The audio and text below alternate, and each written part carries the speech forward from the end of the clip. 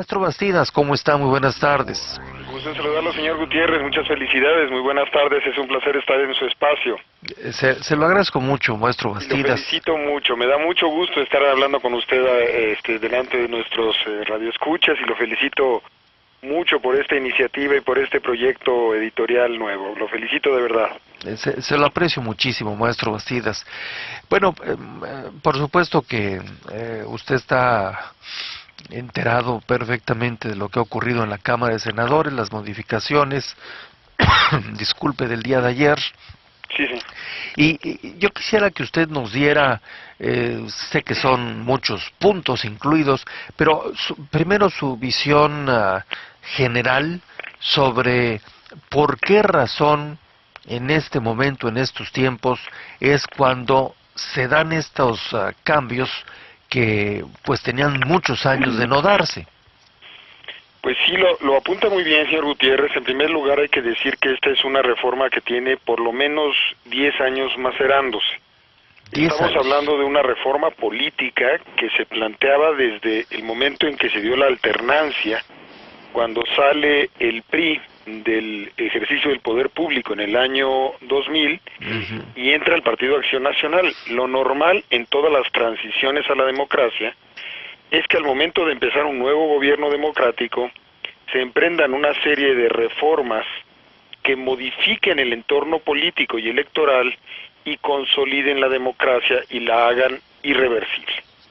Lo normal en las transiciones es que 1 o 2 años después de hecho el cambio de gobierno, sí, haya un cambio estructural que modifica las reglas del juego para hacer irreversible la democracia. Este no fue el caso de la transición democrática mexicana.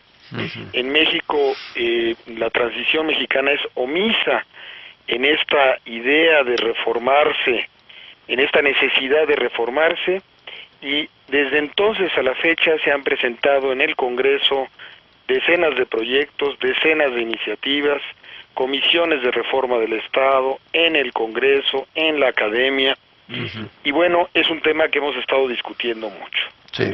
Finalmente, después de todos estos ejercicios, el día de ayer en comisiones del Senado de la República, sí, se presenta un primer proyecto de reforma a la Constitución para avanzar en algunas de estas reformas. Lo primero que tengo que decirle, señor Gutiérrez, es que todavía falta mucho para que esto sea una reforma actualizada. Y tengo que decirle que hay poco tiempo, porque nuestra Constitución establece la necesidad de que cualquier reforma que modifique las reglas de juego político no entre en vigor si no es 90 días antes de iniciado el proceso electoral. Y como usted sabe, el proceso electoral empieza en octubre. sí. Entonces tenemos hasta junio para que haya cualquier tipo de reforma que pueda ser aplicable a este proceso electoral. Entonces hay muy poco tiempo y falta mucho por hacer. En este momento, mientras usted y yo estamos platicando con su audiencia, en este momento el Senado de la República empieza la discusión del dictamen aprobado ayer en comisiones.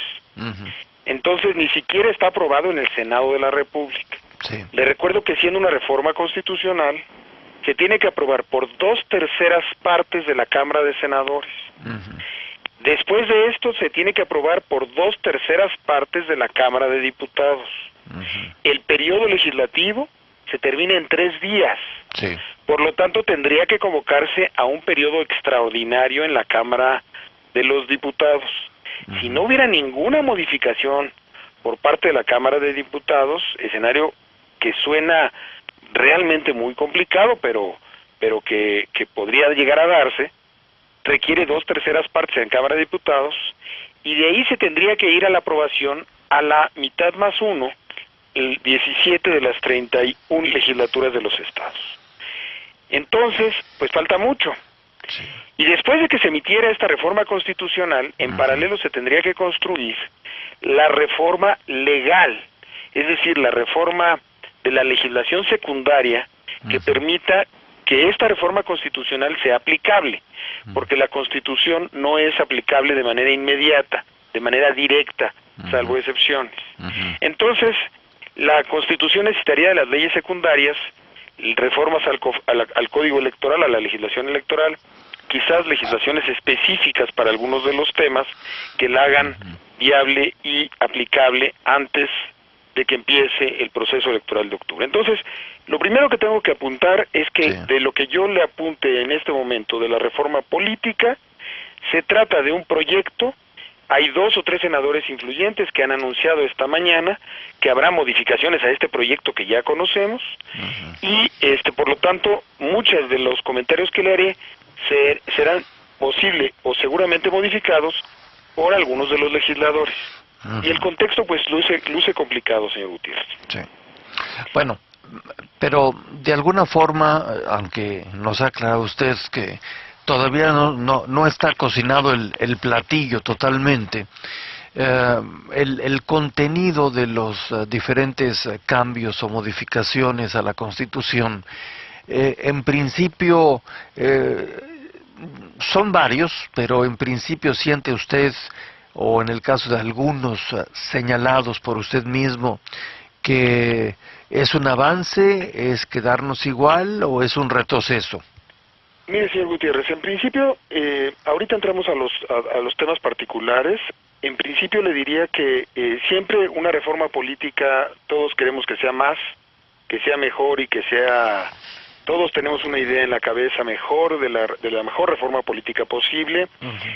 Todos los partidos tenían mejores ideas, todos queríamos un mayor alcance, todos queremos más. Yo le diría que a mí no me deja satisfecho personalmente esta reforma política. ¿Por qué? Me parece una reforma política que queda corta, yo quisiera mucho más.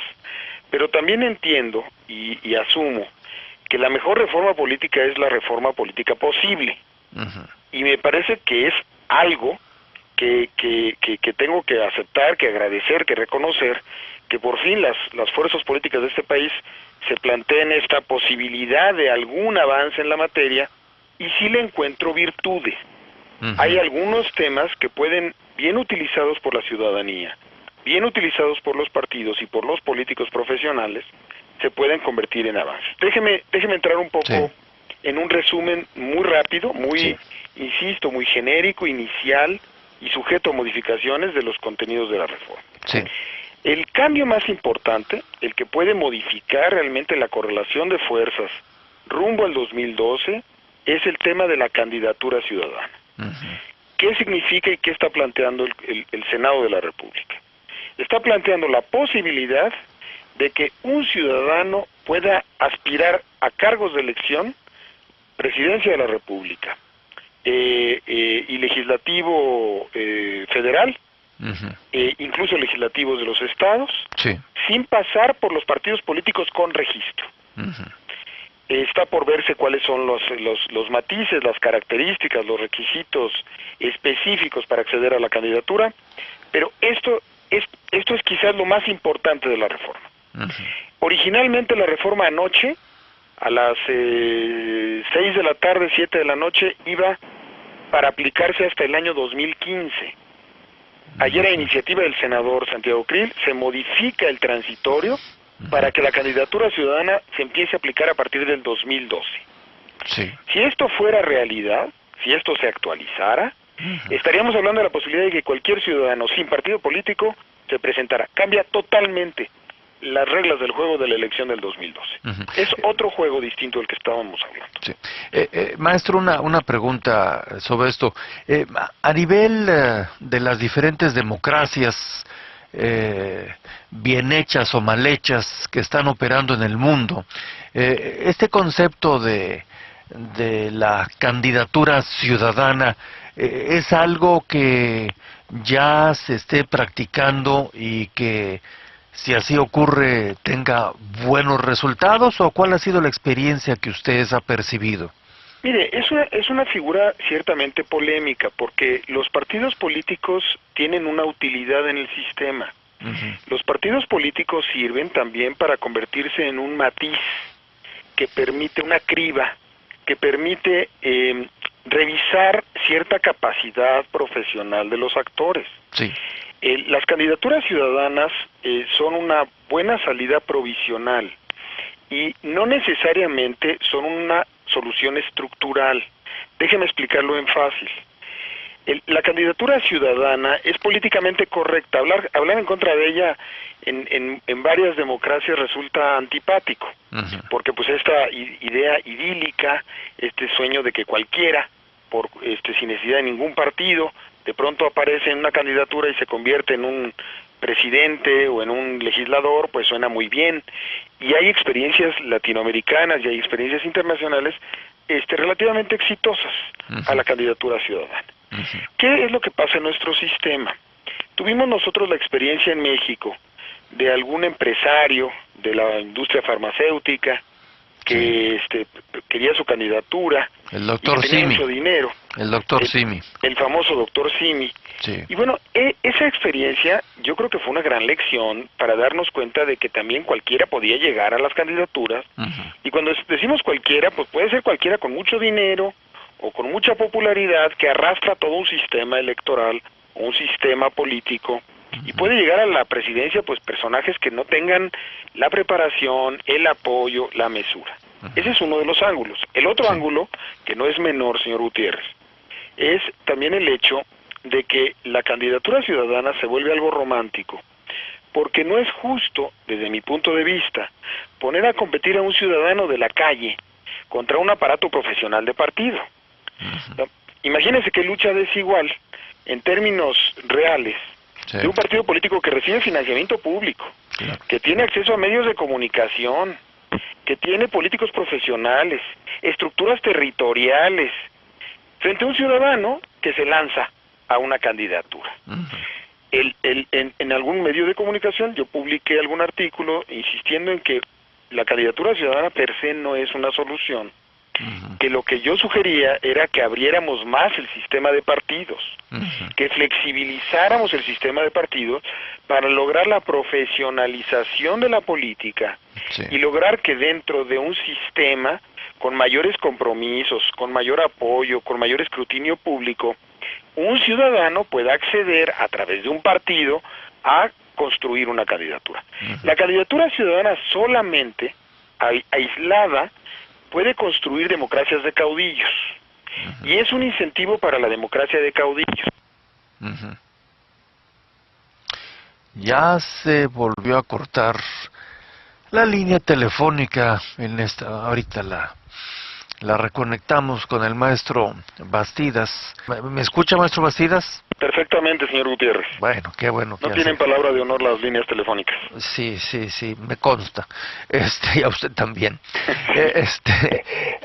Ahora, ¿quiere decir que entonces es una determinación, si finalmente se llega al final del camino de esta reforma, es un tanto cuanto utópico el que cualquiera, como usted lo dice, el hombre de la calle decida que quiere llegar y sentarse en Los Pinos en México, y ya con ese solo hecho todo lo demás, las complejidades se van a solucionar? ¿Usted cree que le van a poner ya en la letra fina, pequeña, condiciones que hagan imposible que se dé esto como una realidad?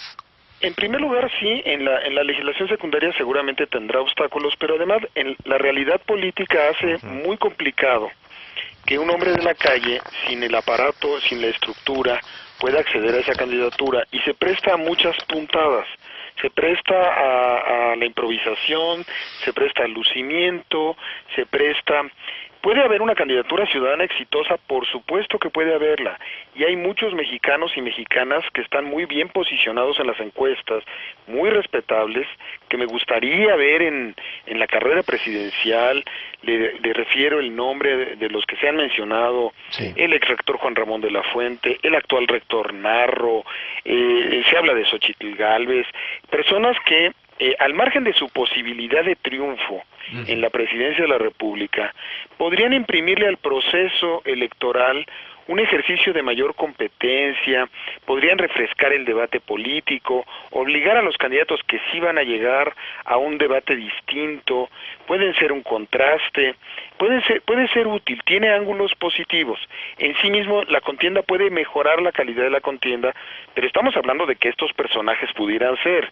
Del otro lado está también la posibilidad de candidaturas de personas de muy bajo nivel, que no tengan las capacidades, que realmente no está en el juego político y que tome a juego la posibilidad de acceder a la presidencia. Sí. Entonces, el diablo está en los detalles no los conocemos, solamente estamos hablando de esta idea de la candidatura ciudadana, y creo que esto es lo que estructuralmente plantea la reforma más importante. Pero no es lo único, señor Gutiérrez. La reforma también trae en el proyecto que en este momento está iniciando a discutir el Senado, el tema de la consulta popular y la iniciativa ciudadana. Empieza, en la Constitución establecen algunos de los detalles. Esto puede enriquecer mucho el debate político. Creo que esta es una idea muy positiva. En varios países que se plantea, en los Estados Unidos, en varios estados, existen figuras similares, en donde nos ayuda a que cuando la clase política está atorada en discusiones en donde no avanzan los temas, nos ayuda a encontrar una fuga hacia adelante, en donde en algunos temas ya había la diferencia entre la consulta y la iniciativa es que la iniciativa ciudadana se refiere a los temas legislativos y la consulta popular a temas políticos o de política pública. Esto nos ayuda a preguntarle a la gente. Eso puede ser un buen recurso, es un recurso ciertamente lento, porque la consulta se lleva a cabo en paralelo a la jornada electoral. Sí. Entonces, cualquier iniciativa o jornada electoral, tal como se está planteando, tendría que esperar hasta el nuevo proceso electoral para plantearse y preguntarlo a la gente. Esto es muy bueno, es parte de los esquemas de democracia directa, de democracia deliberativa, en donde la ciudadanía discute un tema y puede ser algo muy enriquecedor. Yo a este tema le tengo mucha fe. También el diablo está en los detalles, se está estableciendo un esquema de consulta que sea vinculante a las autoridades, al Ejecutivo y al Legislativo, cuando la participación de la ciudadanía en el proceso sea superior al 40%. Esto puede ser muy novedoso, muy enriquecedor, puede colocar a los ciudadanos de México en debates políticos y nos puede ayudar en temas. Hay temas que se están excluyendo, es parte de lo que tengo la información. Hace rato los senadores quieren modificar, pero no discutirían quizás temas de presupuesto o temas de seguridad nacional, temas de seguridad pública, excluirían temas clave que le da miedo a la clase política, pero como sea, esto creo que puede ser un primer ejercicio positivo. Viene el tema de la reelección, señor Gutiérrez.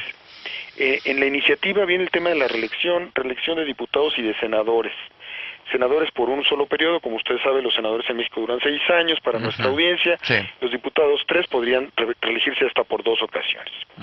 Y viene la reelección de diputados locales, sí. Eliminaron la reelección de autoridades municipales, creo que esta fue un error, porque es de las partes que más me gustaban de las diversas iniciativas.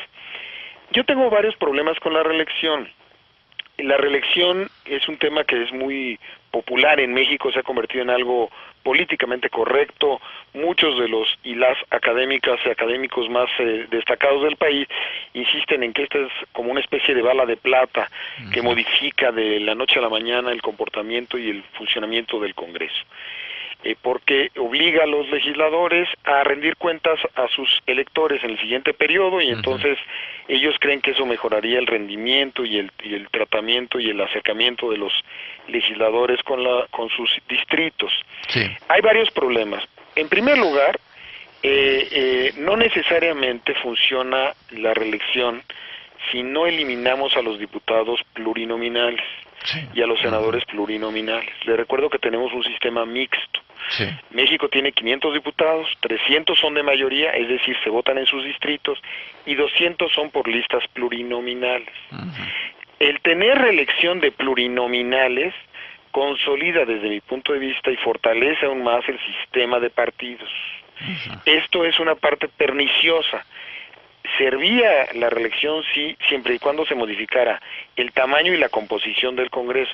Con un Congreso de 500 y sin eliminar los plurinominales, el sistema no sabemos cómo se vaya a comportar, porque en muy pocos países del mundo existe un sistema mixto con sistema de reelección legislativa. Entonces, lo que podemos ver es que los dirigentes de partidos políticos, los dirigentes de las corporaciones dentro de los partidos, duren mucho más tiempo dentro de la Cámara. Sí. Y esto los hace capturables, hace que los intereses tengan más claro a quién invertirle su dinero para los lobbies, los cabildeos, los intereses, para obstruir posibilidades de reformas clave a la legislación en temas que afecten intereses fácticos, intereses económicos, grandes corporaciones, grandes sindicatos. Entonces, es una parte complicada, pero ahí va el tema de la reelección. También hay que ver y esperar algunos de los detalles. Insisto, le tienen mucha fe, yo no tanta, y además fomenta una cosa que yo le llamo el populismo legislativo. Como los diputados van a querer quedar bien, pues las decisiones duras, las medicinas amargas, que en México hay que tomar muchas pronto, pues no se van a votar, porque pues como quieren quedar bien, pues obviamente no van a votar reformas fiscales, pues no van a votar reformas duras. Entonces vamos a empezar a ver reformas que quedan bien en las encuestas, pero que no quedan bien en el momento de la responsabilidad republicana. Entonces, este es un incentivo pernicioso. Yo honestamente le tengo menos fe que muchos académicos, y se lo pongo, la pongo como está, pero la dejo entre corchetes. Sí. Permítame hacerle un par de preguntas, maestro Bastidas. Posiblemente haya muchas personas que nos están siguiendo a través de la televisión en La Voz en Español y se pregunten de dónde surgió el concepto de plurinominal. ¿Cómo fue que esto se convirtió en realidad y tenemos 200 de estos plurinominales en la Cámara Baja? El sistema de listas es un sistema que se ha utilizado en varias partes del mundo. En nuestro sistema apareció con la figura del diputado de partido. Sí. Se trató de crear es un sistema de votación de listas. Cada uno de los partidos políticos presenta una lista. Se establece a partir de la votación general un sistema de votación en porcentajes. Es decir, los partidos políticos hacen sus listas y a partir, dicho de manera muy gruesa, a partir de un porcentaje de la votación, ellos acceden a un porcentaje en la lista. Y entonces, se hacen listas regionales. México tiene 5 regiones, le llamamos circunscripciones, y cada una de estas regiones, cada uno de los partidos presenta su lista y se establece una proporcionalidad casi directa, en donde a partir del porcentaje de votación, ese porcentaje se traduce en una representación. Es un sistema matemáticamente complejo, hay varios modelos en el mundo, han sido mapeados, y tiene como objetivo darle lugar a las minorías. Es decir, tratar de que haya una representación mínima de los partidos pequeñitos, de las pequeñas fuerzas políticas, que privilegia la representación por encima de la gobernabilidad. Los sistemas de mayoría privilegian la gobernabilidad. A partir de la votación directa, generalmente los partidos más fuertes se llevan mayor número de distritos. Y el sistema plurinominal privilegia la representación. Partidos más débiles y pequeñitos llegan a tener una mayor representación. Nosotros vamos creciendo con este número, insisto, a partir de que creamos la figura de los diputados de partido desde los años 60, creamos la figura de diputados de partido, fuimos creciendo, evolucionamos hacia el sistema de plurinominales. Primero tuvimos 100 plurinominales, y la dinámica de la transición democrática contra el PRI hizo que el PRI en aquel momento fuera ampliando este sistema como un mecanismo de ampliación de sistemas de los espacios de participación para las minorías. Las minorías lo presionaron, se amplió a 200, y desde entonces se nos quedó. Y se nos ha quedado, tenemos hoy estos diputados plurinominales. En el Senado de la República, en a mi juicio, una aberración constitucional, creamos esta lista nacional de senadores. Es una aberración constitucional porque en nuestro sistema el Senado de la República está diseñado y concebido para representar a los estados de la Federación. Sí. Y crearon una lista que terminan siendo representantes de partido, más que representantes de las entidades, y desvirtuamos la representación senatorial. Esto dicho en términos muy gruesos, señor Gutiérrez. Ahora, muchas personas han expresado hace muchísimos años que finalmente el hombre o mujer que llegue a la Cámara de Diputados o de Senadores, lo más transparente es que sea alguien que ha sido producto de un proceso de campaña y de una votación para tener una representación más directa de las personas que votaron por esa persona. Usted ya nos explicó por qué nosotros tenemos de los 500, 200 que son los llamados plurinominales, que viene siendo una cantidad más o menos que será como un 40% de la Cámara, ¿no? Más del 40%. Más del 40% de la Cámara. Entonces, al final de cuentas, me imagino que esto incide en el peso de las decisiones a través de personas que, por lo que usted ya explicó, maestro Bastidas, son personas que están ahí, no necesariamente por el voto del ciudadano, sino por lo que ya explicó, son personas que llegan ahí por la determinación de partidos. Sí, es parte de los vicios de las partidocracias. Los partidos políticos, hay que encontrar el equilibrio. Sí. Yo soy partidario y todas las democracias modernas tenemos claro que funcionan a través de la figura de los partidos políticos. Los partidos políticos se convierten en auxiliares de la democracia, y es bueno que haya partidos políticos. Yo no creo en la democracia sin partidos, yo creo en la democracia de partidos, y además soy de la idea de partidos permanentes, profesionales, a los que tenemos que exigirles más para que estudien durante todo el tiempo políticas públicas, presenten proyectos, y hacia allá va la democracia en el mundo. Yo no creo que los partidos sean perniciosos por sí mismos. El problema es cuando se cierran los espacios, se acota a los partidos. Nosotros tenemos un sistema de partidos, señor Gutiérrez, pre-alianza. Los tres partidos políticos que tenemos grandes, el PAN, el PRI y el PRD, que son los que constituyen la mayoría del poder político en las y en los congresos locales y en la presidencia y en los ejecutivos locales. Son tres partidos políticos que tienen una dinámica de trabajo previa a la alternancia en el año 2000. El PRI realmente del 2000 para acá es el mismo partido político. No se ha modificado en mayor cosa, sigue siendo el mismo partido con los sectores, las organizaciones. El PAN es básicamente el mismo partido. Se ha emprendido algunos ejercicios de apertura menores, pero nos debe una gran reforma. Ya no digamos el PRD.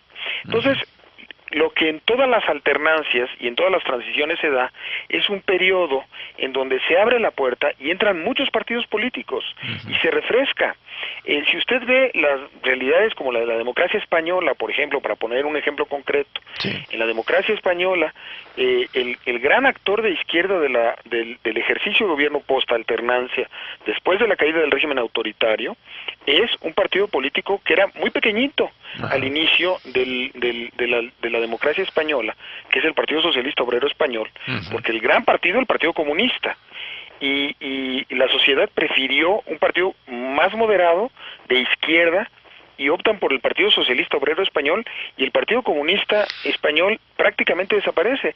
Sus vestigios son hoy Izquierda Unida, es una minoría muy poco representativa, y el gran partido de la alternancia es la izquierda moderada, una izquierda obrera. Igual del otro lado, si usted ve Alianza Popular se tuvo que modificar para convertirse en el Partido Popular, con un partido un poco más moderado, más de centro. Eso eso no lo da más que la competencia, y eso lo da la posibilidad de abrir espacios y que compitan partidos políticos nuevos, frescos, que le den la oportunidad a que los partidos grandes eventualmente se fracturen y los grupos disidentes de los partidos se encuentren en los propios partidos su ejercicio de competencia y no en el ostracismo político. Nosotros no hemos hecho toda esa tarea, ya vamos para 10 años, cerramos y modificamos el umbral para complicar el registro de los partidos políticos y los 3 partidos grandes cerraron la puerta con ellos adentro. Se metieron y cerraron la puerta y dijeron, pues con los que estamos vamos a jugar. Incluso en este momento no jugaremos con nuevos partidos políticos rumbo al 2012. Tendremos la posibilidad de nuevos registros hasta el 2015. Falta ver si no se modifica de aquí entonces la legislación. Entonces, la materia prima de la democracia son 2 instrumentos, señor Gutiérrez: ciudadanos y partidos políticos. Y de la combinación de ciudadanos y partidos políticos es la calidad de la democracia. Esto está abriendo un poco la puerta a ciudadanos con cierta demagogia y no está modificando mucho el sistema de partidos. Entonces, estaríamos hablando de los mismos jugadores prácticamente en el tablero. Y vino nuevo en odres viejos, pues es el mismo vino, ¿no? No necesariamente nos da un buen resultado.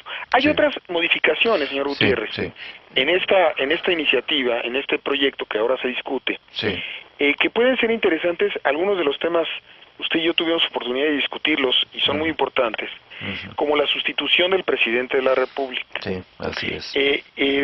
Me parece que en eso es una reforma no ha trascendido mediáticamente. Hay textos muy buenos, muy bien logrados en este proyecto, en donde se discute, se establece que ante la falta del presidente de la República no haya aquel vacío del que usted y yo hablamos varias veces. Así es. Ese vacío en donde había un sistema de sustitución, pero dependía de que se instituyera o se nombrara a través del Congreso de la Unión.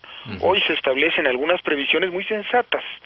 Se establece la previsión de que ante la falta del presidente de la República, 3 secretarios de su gabinete ocuparían de manera sucesiva la presidencia de la República, en lo que se integra el Congreso y se nombra el presidente el interino en los primeros 2 años de gobierno o el sustituto en los 4 últimos años de gobierno. Los secretarios serían el de Gobernación, el de Hacienda y el de Relaciones Exteriores. Así es.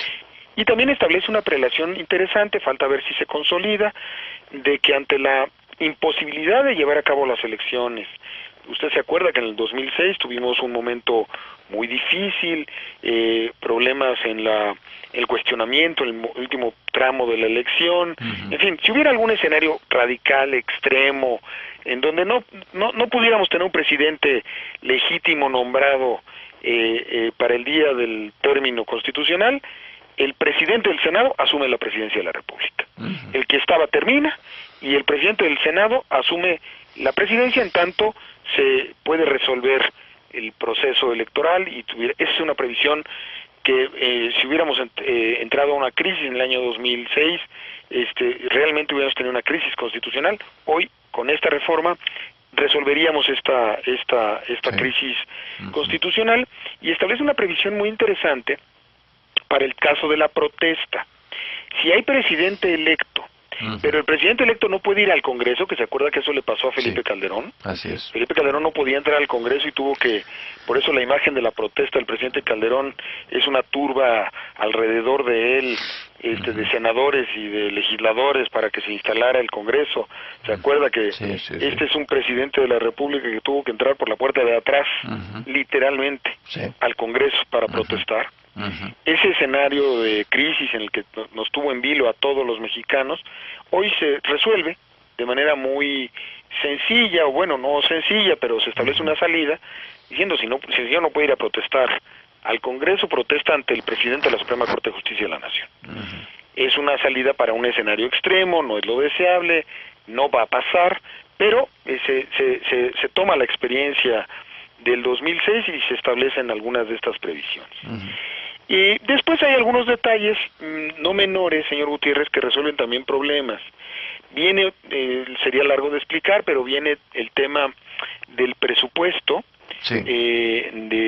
En caso de que no hubiera presupuesto en algún momento, ahí vienen las previsiones. Así es. Es un problema que México ha tenido de manera recurrente. Varias veces hemos estado en riesgo de no tener presupuesto aprobado por el Congreso. Se establece un esquema de continuidad presupuestal. Se considera aprobado el presupuesto del periodo inmediato anterior y México tendría presupuesto al inicio del año, sin que sea obstáculo seguirlo discutiendo.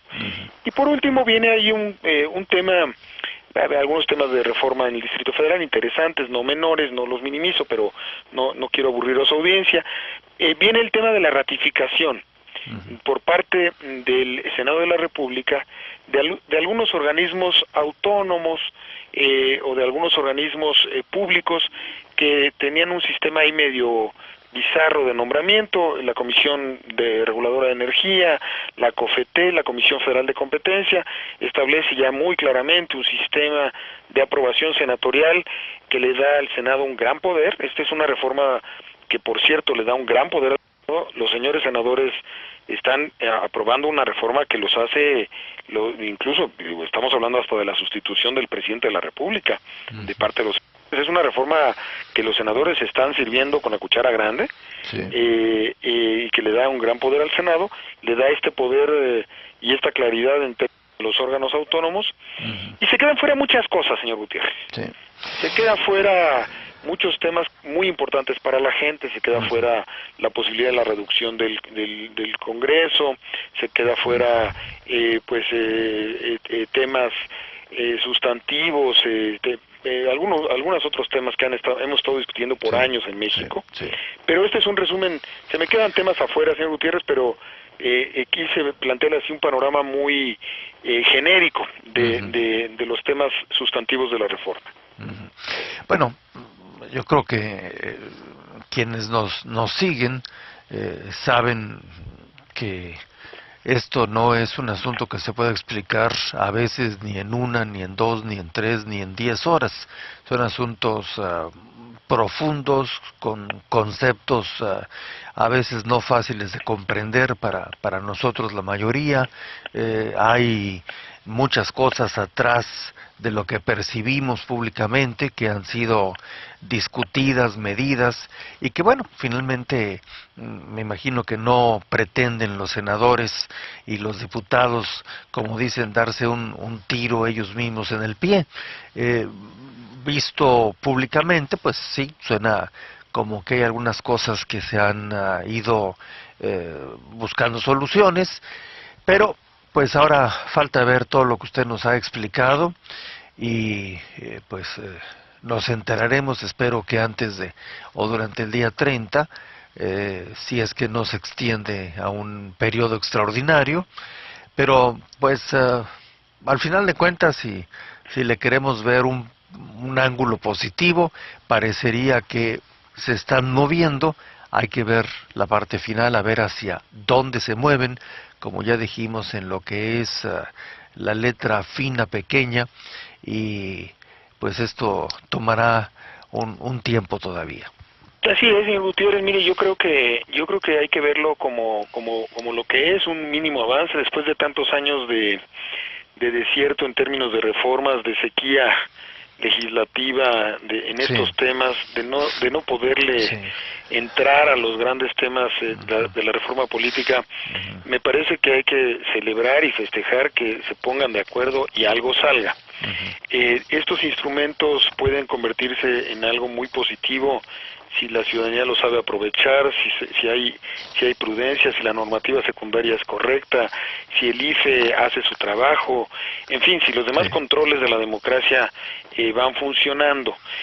Para tener una democracia de calidad, yo creo que abrirle espacios a los ciudadanos es algo muy positivo, y creo que aquí hay algunas pistas que pueden darnos optimismo. Hay muchos otros temas fundamentales, señor Gutiérrez, para que una democracia sea de calidad, pues se requieren muchos otros mecanismos de control. Sí. México tiene todavía una democracia muy cara. Uno de los temas más delicados es lo caro de la democracia mexicana. Hay muchos temas que no están en esta reforma política, que son más parte de una reforma electoral, que está pidiendo el Instituto Federal Electoral a gritos, y que son necesarios para el proceso electoral del 2012. Hay varios temas de conteo de votos, de simplificación, de operación diaria del Consejo General del IFE. Sí. Mire, señor Gutiérrez, estamos hablando de una reforma política en un marco en el que la Cámara de los Diputados, señor Gutiérrez, no ha podido nombrar a 3 consejeros. Tenemos el Consejo General del IFE incompleto, funcionando a todo lo que da con los que están, y de verdad empieza a tener problemas procedimentales y problemas de funcionamiento cotidiano del instituto. Mientras usted y yo estamos platicando, ha habido renuncias en el Instituto Federal Electoral. Ahorita, mientras hablamos, se está llevando a cabo una sesión del Instituto Federal Electoral en la que se está discutiendo muchos de estos temas, y faltan ahí muchas reformas. Es decir, la agenda es muy grande. Y le quiero recordar que esta es la transición democrática nacional. Estamos hablando de las reformas de los órganos nacionales. Pero para usted, para nuestra audiencia, quiero recordarle que tenemos 32 democracias locales que vienen a un ritmo mucho más lento, que viene mucho más rezagada en términos de reforma institucional, y que ahí, en ese universo, hay muchas reformas por hacer para acercar a la ciudadanía al gobierno, para resolverle realmente sus problemas, para ser más eficaces. Y creo que esto, bueno, hay que verlo con el optimismo de algo es mejor que nada. Es la reforma política posible, es la mejor de las reformas, pero sí con un dejo de pesimismo, de preocupación, de que hay muchos temas que se quedan fuera, de que hay muchas materias electorales pendientes, y de que haya 32 agendas locales en donde hace falta mucha democracia, señor Gutiérrez. Bueno, pues nos queda un largo camino por delante y muchos asuntos que usted ya explicó, y bueno, pues quizás podríamos por esta ocasión concluir que es un proceso complejo, largo, que nos va a tomar varios años en verlo completo, y que hay muchos elementos en el presente que todavía no están en los juegos necesarios, en juegos en el buen sentido, y que pues todo esto tiene que darse según se evolucione en el caso de la llamada democracia mexicana. Pues maestro Sabino Bastidas, le agradezco muchísimo el que haya platicado con nuestro público de La Voz en Español durante este mediodía, y pues tengamos una mejor o un mejor entendimiento de qué es lo que todavía está en proceso, y pues muchísimas gracias nuevamente. Al contrario, señor Gutiérrez, le agradezco mucho, es un placer saludarlo, y es un placer saludar a su auditorio. Le deseo mucho éxito en este proyecto, será, como todos los que usted ha emprendido, un proyecto muy exitoso, y por supuesto estoy a sus órdenes, con mucho gusto de poder hablar con usted y con su auditorio. Muchas gracias, maestro Bastidas, seguimos hablando, hasta luego. Gracias, hasta luego, un saludo, gracias.